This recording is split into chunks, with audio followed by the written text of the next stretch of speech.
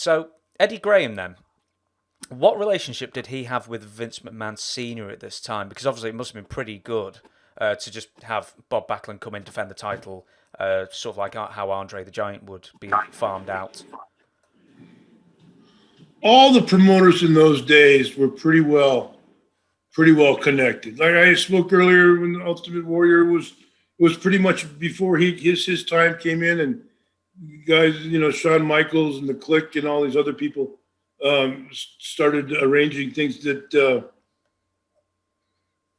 there was who we're talking about now, Bob. Eddie Graham and Vince McMahon Sr. Yeah, Eddie Graham. That all the promoters were in cahoots, as it were. They didn't. They weren't anxious to see the boys really get ahead. Other than what they would, they were. It's just true. They weren't anxious to see what was going to happen. Bill Watts somehow broke out of Leroy McGurk and took over Oklahoma and Louisiana there, and a lot of people call it stealing. But whether true or not, I don't know. I wasn't there, but a lot of guys they weren't happy to see.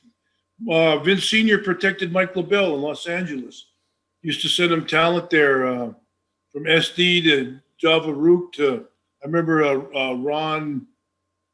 Ron Hall or so. He sent there as an executioner, and Vince would pay the balance of their guarantee him $500-600 a week, whatever it was, and what they're making in LA, which was really nothing, in LA at the time. Vince would supplement it with his own payoff. That's a lot of guys in LA he took care of. So the promoters worked hand in hand.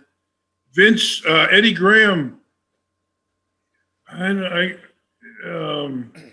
don't know who was running the Garden back then. Who was running New York? Whether it was Vince Sr. or an organization that they had, Zacco and Senior and maybe Jesse McMahon, Vince Senior's father.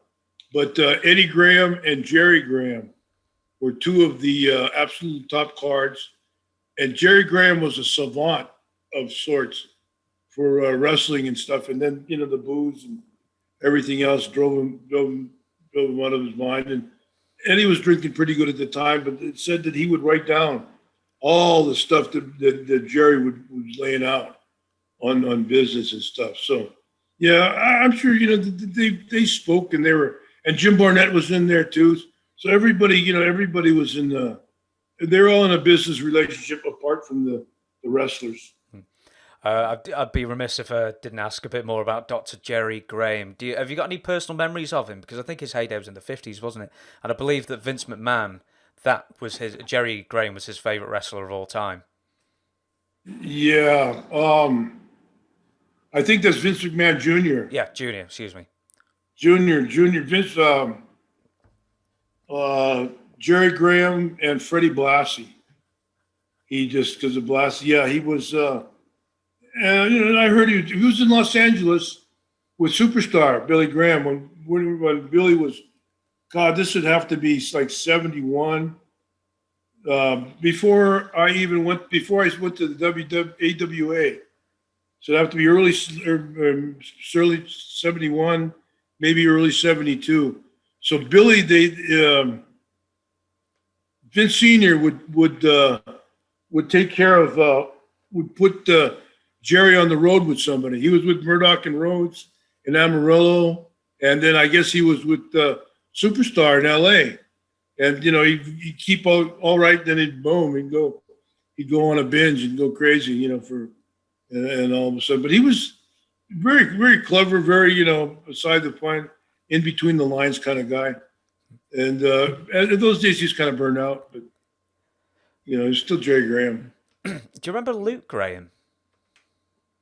Yeah, well, he was the third. He was like a third wheel. He was not just.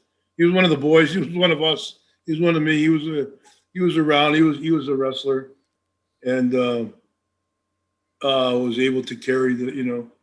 I don't know how he got. Probably with Eddie, he became a brother.